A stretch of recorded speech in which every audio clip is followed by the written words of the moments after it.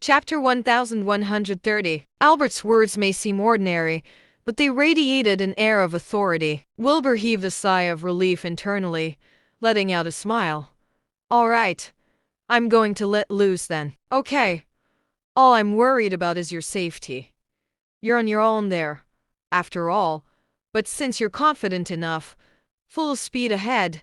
The department will cover you if anything happens, said Albert. Thank you, sir, Wilbur replied. The call ended, and he let out a loud sigh. Sophie interjected.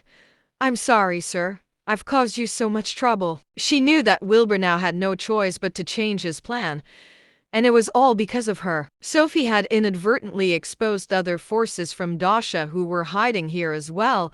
She was filled with nothing but regret, to the point that she was ready to sacrifice her life. The only thing stopping her was that she did not want to die in humiliation, wanting to contribute at least a little if she could. That would at least bring her some comfort knowing she died for a good cause. Wilbur glanced at her.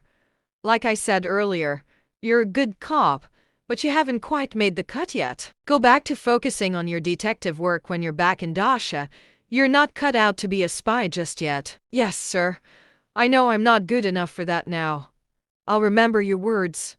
Sophie lowered her head shamefully. Just then, Wilbur looked at the door and mumbled, They're here. At the same time, tens of thousands of soldiers surged in from all directions to completely surround Spiralville. The citizens panicked at the sight, bolting their windows shut and peeking out anxiously. Griffin, Salem, Wesley, and Jasper each stood right outside of the town along with their children and 3 sanctuary-level cultivators. All of them were standing with their heads bowed then, looking over at a man standing next to them. He had long black hair that fell around his shoulders and was wearing long green robes with a sword strapped to his back. The man had handsome, chiseled features. His gaze seemed to speak of sorrow, radiating a strange air of maturity for his young appearance. The mere sight of him was enough to make any woman's heart race.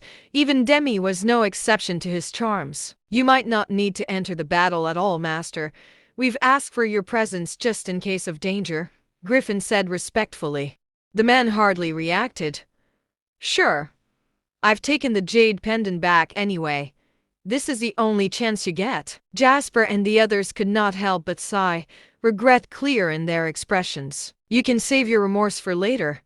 You know what exactly you've been doing. The only reason I haven't taken all of you out is on account of the care your ancestors have shown me. I would never stand for your actions otherwise, said the man calmly. The 4 elders exchanged glances and nodded their heads. As the 4 elders gave their orders, the thousands of armed soldiers opened fire on the Leaker Corps headquarters at the same time. Just then, over in the headquarters, Sophie was scared witless by the sounds of weapons shots, staring fearfully at Wilbur. Wilbur had just said to her that Spiralville was now fully surrounded, and she was to get ready. What could she possibly be getting ready for, other than death? Just then, Wilbur opened his arms. Terrifying energy spilled out at once. Multiple forms of spiritual energy joined up to form a dome-shaped protective barrier, shielding the 2 of them inside. The next second, the air began to rain with bullets. The air rang with deafening explosions, and the ground began to shake. In just a split second,